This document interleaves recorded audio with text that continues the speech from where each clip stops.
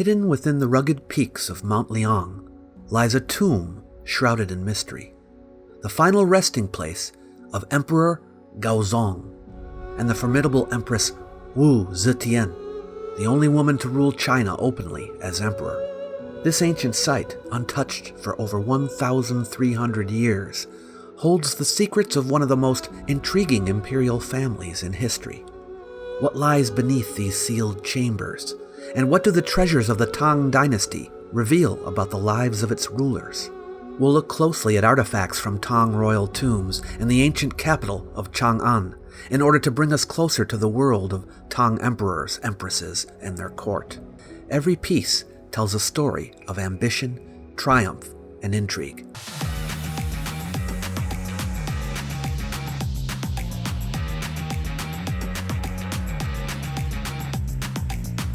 Welcome to Antiquities Explorer, your guide to historic places.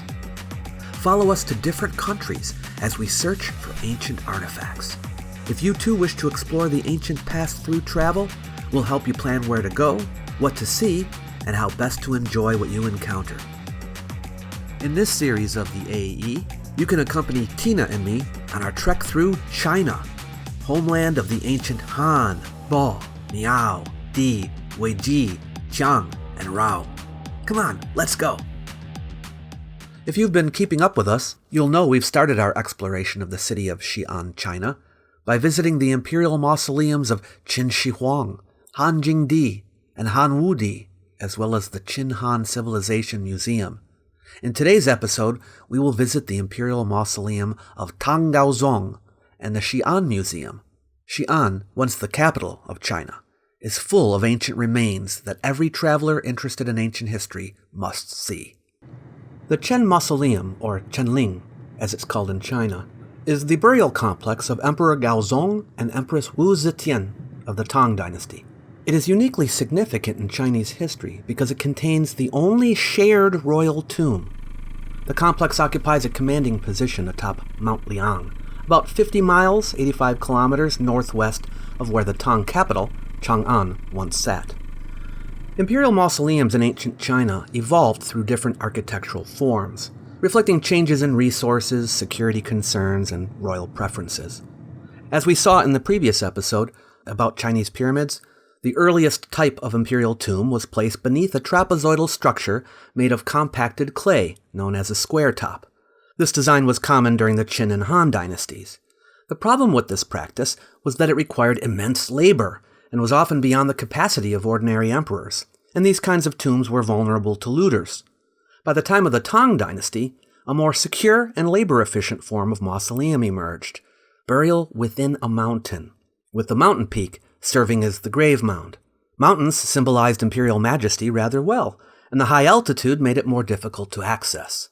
The shift to mountain mausoleums began with Qianling Mausoleum, the tomb of Emperor Taizong. Located inside Mount Gaozong, this mausoleum was carved into the mountain's interior. The idea is attributed to Empress Jiangsun, who, on her deathbed, is quoted as saying, "Bury me in a mountain to avoid piling up the grave mound." However, this concept reflected Emperor Taizong's own philosophy. He later inscribed a tablet for the empress, stating, quote, "A royal person should consider the world their home. Precious items like gold, jade, or vessels are unnecessary in the tomb. Instead, imitations made of wood or clay suffice, deterring thieves and robbers. Mount Gaozong is grand enough to honor imperial kin without inviting looting," unquote.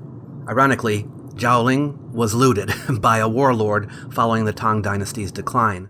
But the same cannot be said about Qianling. Its construction used hard mountain rock, massive stone seals, and molten lead to prevent entry. These measures ensured that Qianling remains one of the few untouched imperial tombs in Chinese history.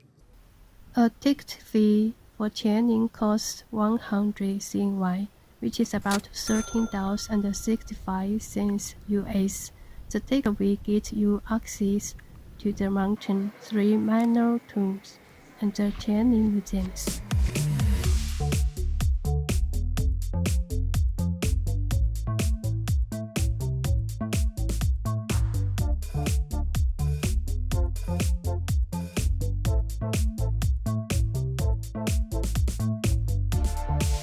17 attendant tombs for princes, princesses, and ministers surround the main tomb, reflecting the Tang tradition of arranging subordinate burials to accompany the emperor and empress. The tomb of Princess Yongtai. Discovered in 1960 and excavated in 1964, the tomb is the largest belonging to a woman in the Qianling complex, and was constructed to the standards of an empress. Above ground, it featured a flattened pyramid rising 12 meters, surrounded by walls and adorned with pairs of stone lions, figurines, and ornamental columns. Below ground, a long sloping entrance leads to an intricate structure 12 meters deep. So now we're going down into the tomb of Princess Yongtai.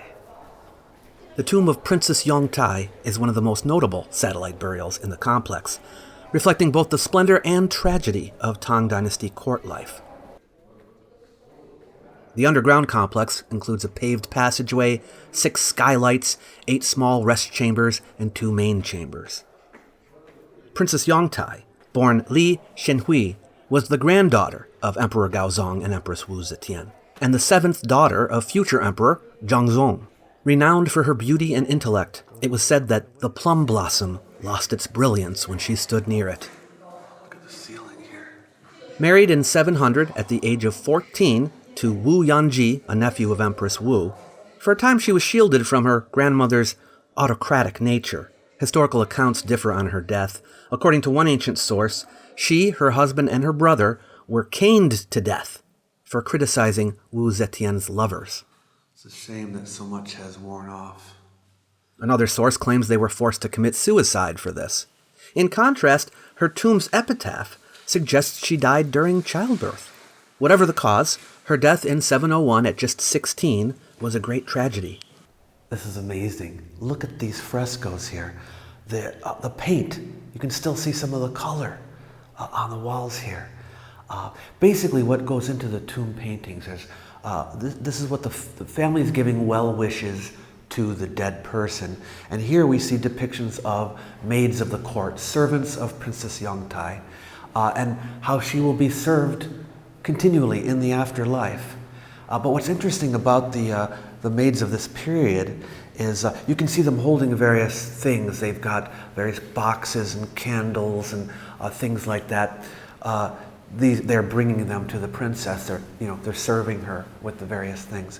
And but one of the things you'll notice about the servants, the women servants of this period, is they give more attention at this time to their appearance, makeup, clothing, things like that. During the time of the Tang Dynasty, they say it was more of an enlightened period as far as women were concerned. Yes, you still got servants here, but they have more time to take care of themselves and to pursue their own interests. They don't look as poor and downtrodden as the servants of previous dynasties did. After Wu Zetian's death, Li Shenhui's father, Emperor Gaozong, restored her honor in 705, granting her the title of Princess Yongtai and reinterring her in the Qian mausoleum. And here you have the coffin. This is the exterior, the burial chamber. Yeah, this is the original burial chamber. I don't know what you call it. The pavilion, the tent, the container. Oh, it's called the guo, which is the outer coffin.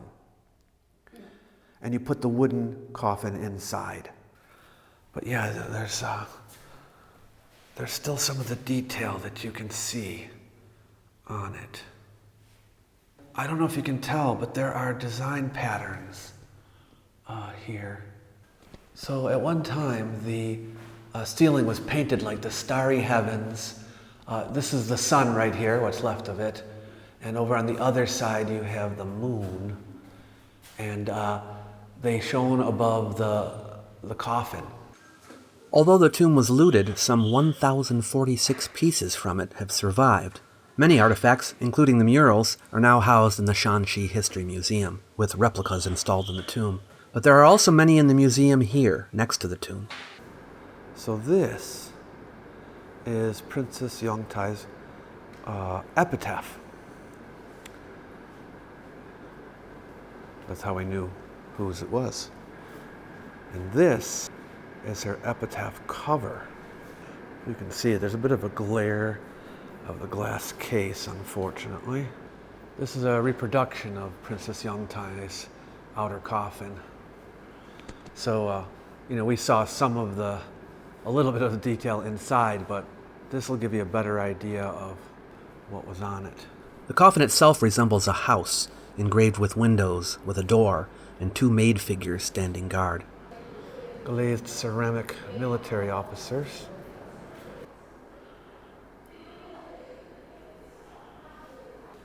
One of the heavenly kings.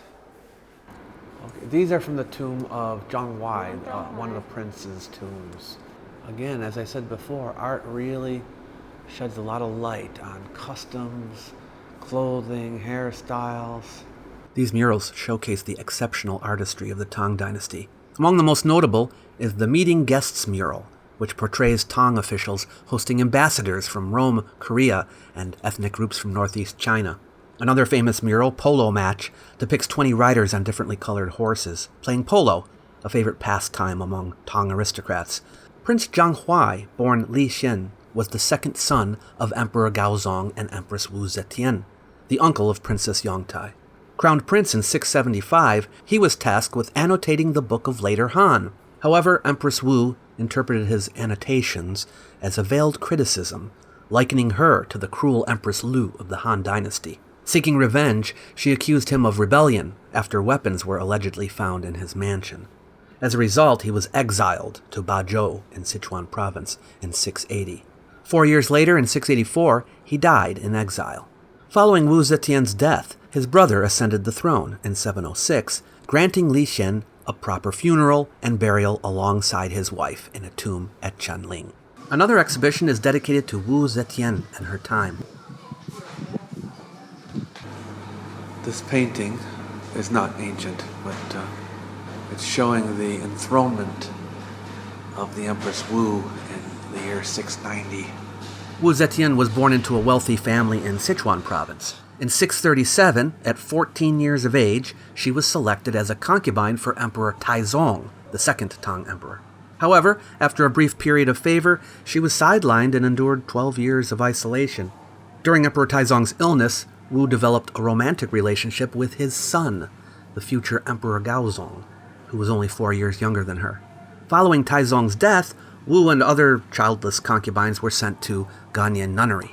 Emperor Gaozong later brought Wu Zetian back to the palace. Empress Wang was already his primary wife, but his affection for Wu grew rapidly after their reunion. Over the next 9 years, she used cunning strategies to outmaneuver Empress Wang and other rivals. Porcelain jar. Now, I'm assuming that everything here is from the time of Wu Zetian. Here's a standing noblewoman. Ceramic. The Tang Dynasty noblewomen were well fed, it looks like, just like the men. In 654, at a time when Empress Wang was already falling out of favor with the emperor, Wu gave birth to a daughter who died under suspicious circumstances. Wu accused Empress Wang of murdering the baby. When resistance arose among the chancellors in 655, Wu accused Empress Wang and her mother of causing it by witchcraft, prompting Emperor Gaozong to remove key supporters of the empress from their positions. Despite continued opposition from senior ministers, Gaozong ultimately deposed Empress Wang and another consort, imprisoning them. Later that year, Wu Zetian became empress. Both Wang and the other consort were executed shortly afterward on Wu's orders when Gaozong was considering releasing them. These are all female horse riders. Wu Zetian further solidified her position. She persuaded the emperor to dismiss key officials appointed by the previous emperor, thereby consolidating her control over court politics. In 656, she secured the demotion of Li Zhong, the existing crown prince, and replaced him with her eldest son, Li Hong. There's some really high-quality artifacts here from the Tang period. These are horse-riding musicians. You can see them with their musical instruments. Wu Zetian's political acumen and ability to navigate palace intrigues made her one of the most powerful figures in Tang dynasty history, laying the groundwork for her eventual ascension as the only female emperor in Chinese history. Some Tang Dynasty epitaphs.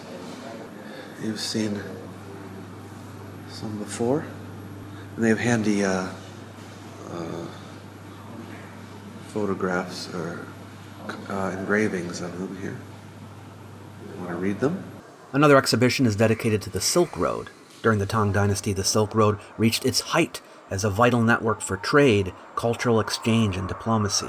The Silk Road connected Tang China with Central Asia, the Middle East, and beyond, facilitating the exchange of goods such as silk, porcelain, paper, spices, and tea from China, and gold, glassware, wool, and horses from the West. These are figurines that represent what was going on the Silk Road. People you might see along the way. These are Hu horse riders. The word Hu just refers to foreigners in general. So there are different kinds. But these are the types of people you would see coming from far away to trade. Chang'an, the Tang capital, was a major hub of international trade and a cosmopolitan center where merchants, diplomats, and travelers from diverse cultures converged. Multiculturalism is not a new thing, folks. The Tang Dynasty's openness to foreign ideas led to the flourishing of art, religion, and science. Buddhism, Zoroastrianism, Nestorian Christianity, and Islam spread along the route, enriching Tang culture. Artistic styles from Persia, India, and Central Asia influenced Tang art. Their capital included vibrant communities of foreign traders and artisans. Their presence added to the diversity of Tang society, reflected in food, fashion, and music.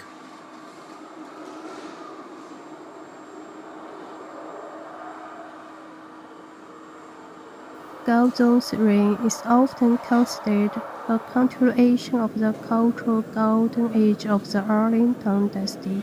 Poetry, literature, and art thrived under his rule. These Hu men are made of white porcelain. These are painted ceramic Hu men. And here's a woman horse rider. And another. People coming from far and wide to Chang'an. Must have been quite a melting pot. Oh, look at that glazed ceramic, tricolored person. Doesn't say who it is. And to get around, you got to take a bus, and it's a very big bus. But it's 40. It was 40, so 20 CNY for each of us. The tomb of Prince Yide, one of the 17 attendant tombs of the Qian mausoleum, is the closest to the main tomb. A museum has been established at the site, featuring an underground palace and 4 exhibition halls dedicated to Prince Yide. The site, like his sister's, was once adorned with stone lions, figures, and ornamental columns. The tomb's design includes a paved path lined with trees leading to the entrance of the underground complex. Okay. Prince Yide, born Li Chongrun, was the eldest son of the future Emperor Gaozong of Tang and the grandson of Emperor Gaozong and Wu Zetian. He became a victim of his ambitious grandmother, too. At just 19 years old, he apparently was executed in 701 along with his younger sister and her husband in the scandal I told you about.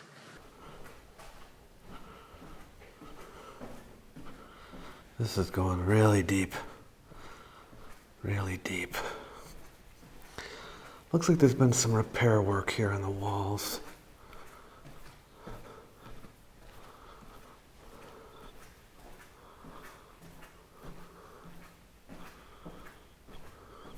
In 705, after his father took the throne, he was posthumously honored with the title Crown Prince Yide and buried in this elaborately constructed tomb.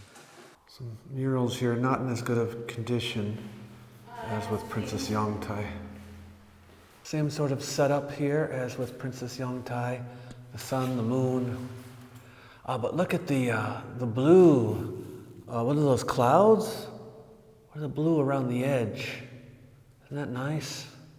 What are those? Waves? Clouds? Flowers? Clouds. Oh, okay. So I guess these are clouds going around the trim.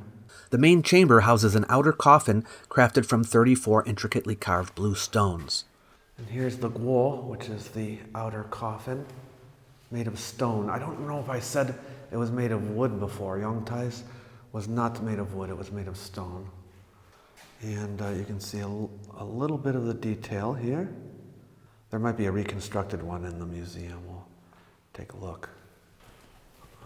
Overall, not as well preserved as that of Princess Yongtai, but it seems to go deeper into the earth. Just notice this one on the way back. You can see a wheel, a cart, some people.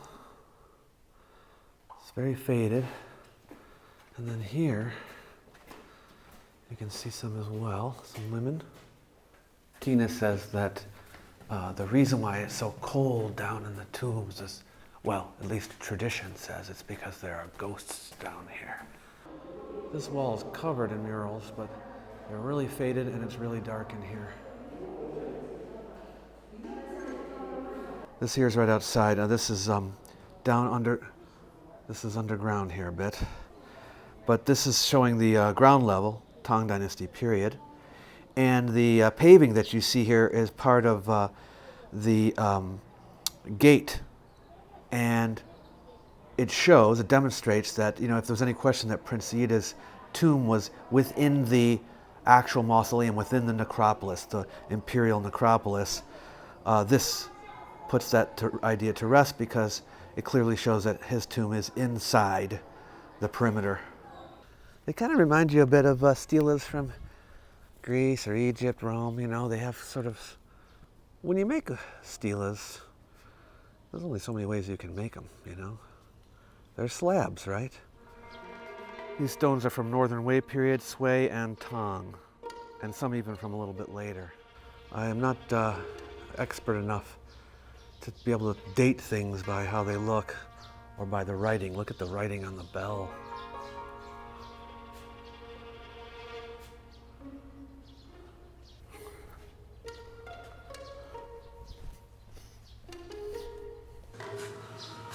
Look at these. Absolutely exquisite. Look at that. That looks Tang to me. That looks like Tang.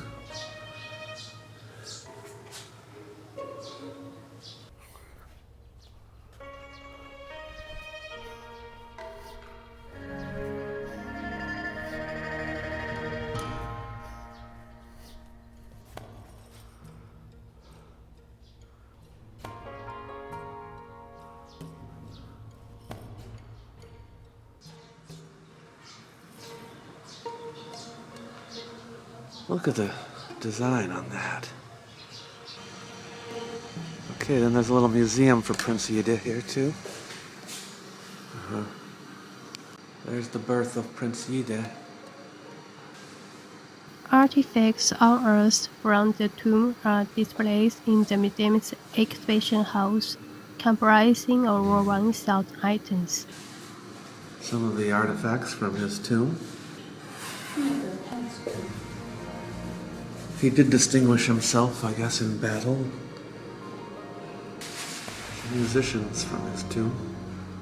And some beautiful heavenly king figurines, glazed. The murals of Prince Yida's tomb, now displayed at the Shanxi History Museum, are especially noteworthy. These include depictions of parades, tame leopards, eagles, eunuchs, and maidservants, as well as auspicious symbols like the black dragon and white tiger. A standout piece, the 9-foot-high Parade of the Crown Prince, illustrates a royal procession leaving Chang'an with over 200 guards of honor in chariots, on horseback or on foot. This mural, featuring towers and city walls, provides insights into the architecture of the ancient capital. But with all this talk about princes, a princess, and a queen, we've been ignoring the person for whom this mausoleum complex was made, Emperor Gaozong of Tang. Gaozong, personal name Li Ji, was the 9th son of Emperor Taizong. He became the 3rd emperor of the Tang Dynasty at the age of 16, ruling from 649 to 683. Here we are at the top of Mount Liang. Now, the ones we've seen earlier, these mounds that are the monuments of the tombs of the emperors of the past. We talked about the Han Dynasty emperors. They were just on flat ground. We are here at the top of a mountain. We have a tomb here, a monument on top of Mount Liang. Mount Liang has about 3 peaks, and here we are at the high point. And this is where the Emperor Gaozong decided to put his tomb, and the tomb of his wife, Wu Zetian, who ends up being the only woman to ever have ruled as an empress of China. And normally they didn't put their wives' tombs right in the same section as theirs. They were separated somewhat, but these are right together. And we're going to go up there. We're going to check it out. The entrance to the tomb was unknown for many years until some farmers were looking for some stone to build with. And this mountain is made out of limestone. And they unexpectedly came across the entrance to the tomb, and that's how they found how to get inside. Now, you can walk up here. There's a huge path that comes all the way to the tomb. 537 steps you have to climb to get up here, but we decided to take the bus. We still have to walk a bit though. And you can see some statues there on the sides. Yeah, see these statues?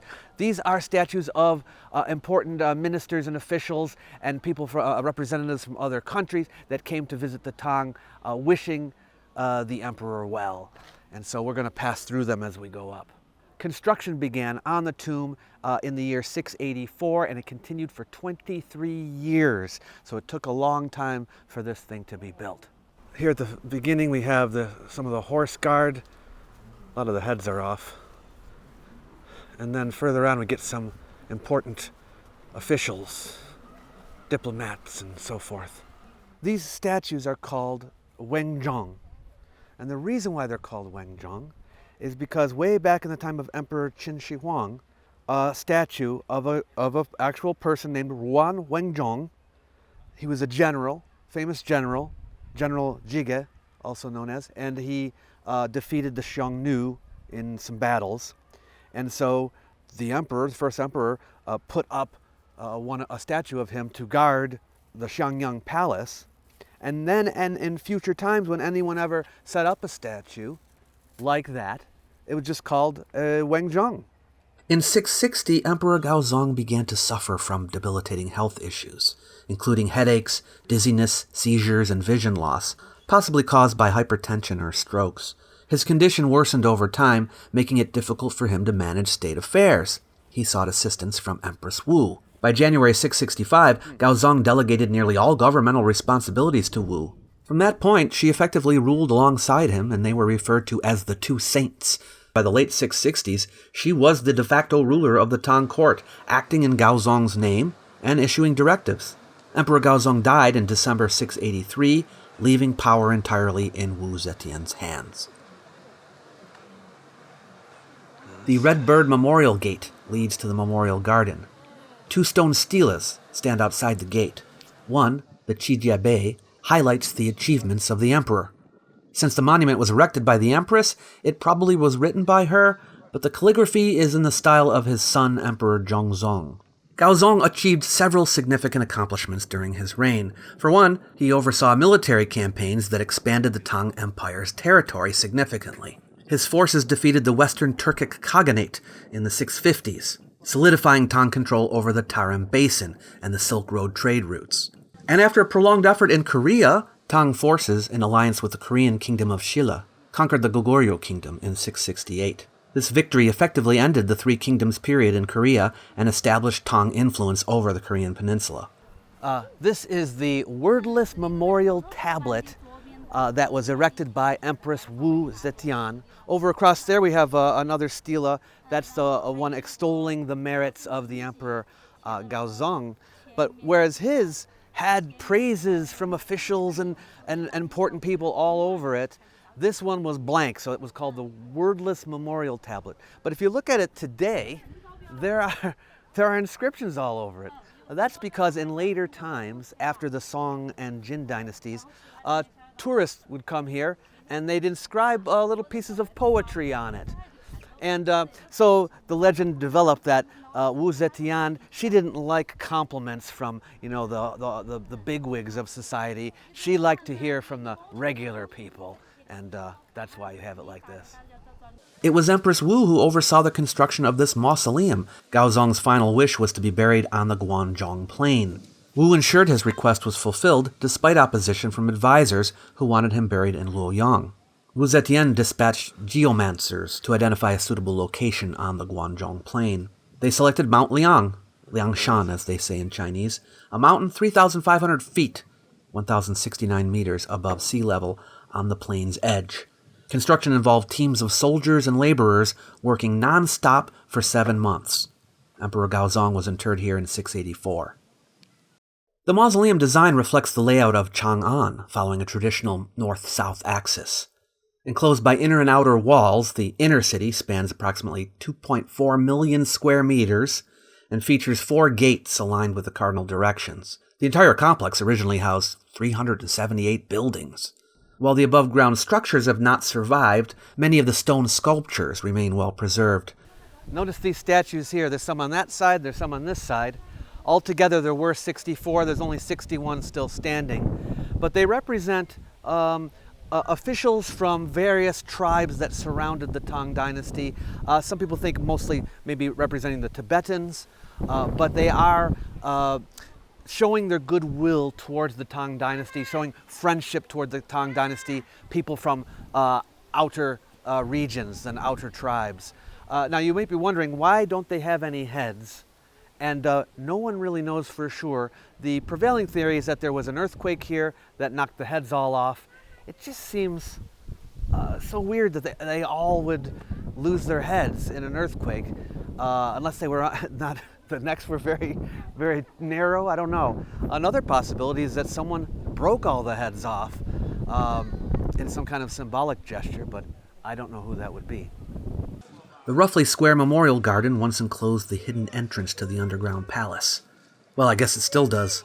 We didn't see it, but below our feet lies the tomb of the emperor and empress. The tallest peak of Mount Liang stood before us, with a walkway going up it. It stretches up to an observation point on top of the mountain. Let me warn you right now that it is longer than you think and not an easy hike.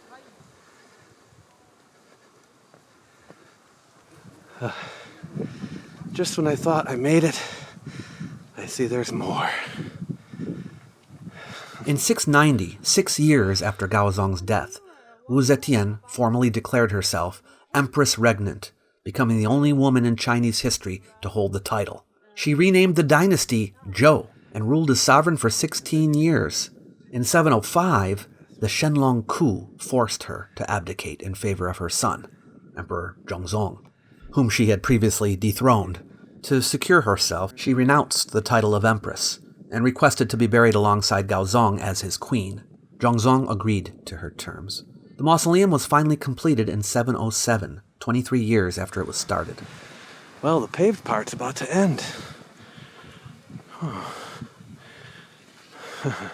Remarkably, Gaozong's resting place is one of the few intact royal tombs in China, having evaded looting for over 1,300 years. Probes and records suggest the tomb features 3 interconnected coffin chambers. The emperor's coffin likely occupies the central chamber. Wu Zetian's coffin is probably in one of the other chambers, but we won't know until the tomb is excavated. In his last will, Gaozong requested that his most prized paintings and calligraphy be interred with him. Given the fragile nature of Tang Dynasty artwork, on silk or paper, few, if any, original examples survive. Discovering such treasures within the tomb would be extraordinary. However, for these artifacts to have endured, the burial chamber would need to have been hermetically sealed from environmental and subterranean factors. Modern archaeologists would also face the challenge of accessing the chamber without breaking its seal, as sudden exposure to air could destroy any preserved materials instantly. Here we are. It just takes us to the top of the mountain, basically. In the late 1950s, Wu Moruo, a prominent archaeologist and historian, advocated for the excavation of Qianling. In 1958, a team successfully uncovered the underground passage leading to the sealed burial chamber, but they got no farther because Guo's reputation was marred by the disastrous excavation of Dingling, the Ming Dynasty tomb of the Wanli Emperor. The excavation led to the destruction of many artifacts during the Cultural Revolution. Inadequate preservation methods resulted in significant losses, particularly for delicate items.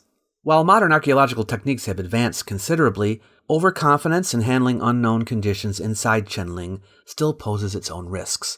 For now, the caretakers of Qianling appear focused on preserving its above-ground structures and environment, leaving the secrets of the burial chambers undisturbed. We stayed at the Hanting Hotel in Xi'an, and we thought it fit our tastes and our budget so well, we ended up staying at Hanting in a few other cities too. It is both comfortable and budget-friendly. We were interested in getting more information about the Tang Dynasty, so we visited the Xi'an Museum, located near the historic Jianfu Temple site. Originally built in 684 during the Tang Dynasty as a royal temple, the Jianfu Temple unfortunately was destroyed during the wars that ended the dynasty. The small Wild Goose Pagoda is all that's left of the original complex. The current Jianfu Temple was reconstructed during the Ming and Qing dynasties, and today forms part of a scenic district that displays the city's cultural and traditional charm.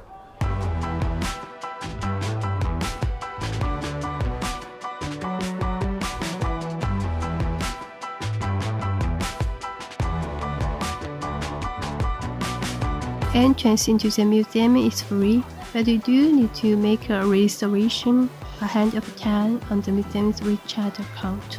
The Xi'an Museum's exhibition space spans over 16,000 square meters and houses more than 130,000 cultural artifacts. The museum's permanent exhibition highlights the city's history as the imperial capital of 13 dynasties. There's a Buddhist statue from the Northern Wei period, about year 526 it's dated. And here's another from the Northern Wei period.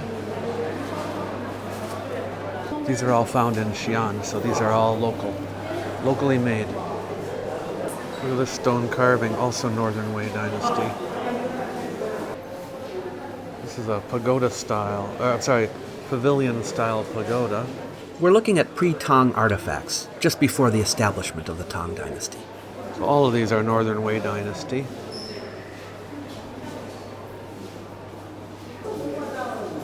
Datong era, this is the year 537, Western Wei dynasty.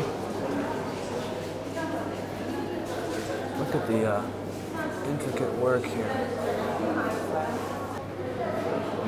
Absolutely beautiful, painted, gold-leafed statue of Avalokiteshvara from the Northern Zhou dynasty, 6th century. Beautiful, huh? Here's a gorgeous statue of a bodhisattva from the Sui dynasty. This is late 6th, early 7th century. This also is from the Sui dynasty. The head's missing and hands, but it's also bodhisattva. Here's another bodhisattva from Sui dynasty. You probably recognize now one of the heavenly kings. This is Tang dynasty. Here's another.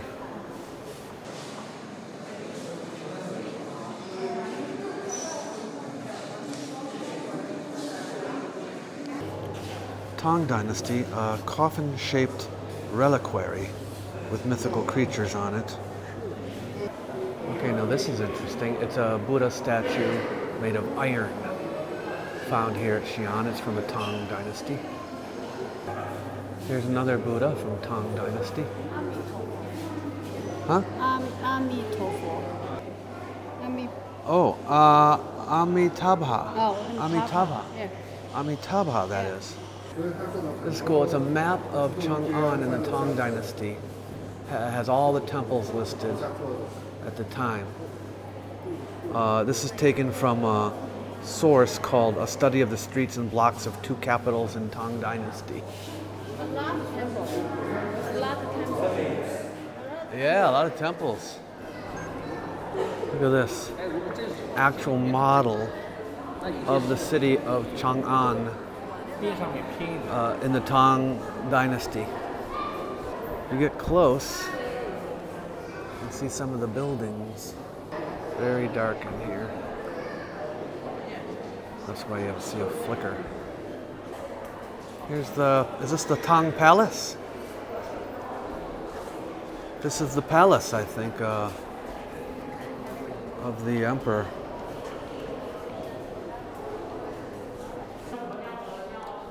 Look at those knockers. Gilded bronze. Tina wanted to find a vegetarian place to eat, and it turns out that there was a nearby Buddhist temple that has a vegetarian restaurant inside it. So we decided to give it a try.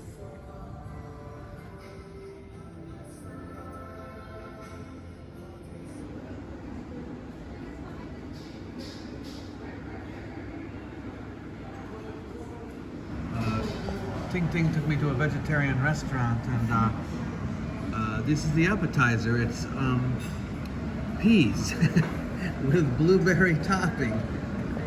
I don't know what they did with the peas, but it's very interesting. And then this is an almond osmanthus tofu, soft tofu, here. So we'll give it a try. Some tea, and this is a plum drink that I'm going to try. It's cold. Yeah, this is vegan mock pork. Yeah, mock pork. And mushrooms. It's a soup. Vegetarian dumplings. What do you think, huh? Look at that. Our trip through central China continues next week as we head further west to explore the rock-cut caves of two amazing sites, Maijishan Grottos, created during the 4th and 5th centuries, and Nankan Grottos, created between the 7th and 9th centuries. We also stop at the tomb of Zhuge Liang, famous general and strategist from the period of the Three Kingdoms. If you want to find out about him, stay tuned and be sure to subscribe.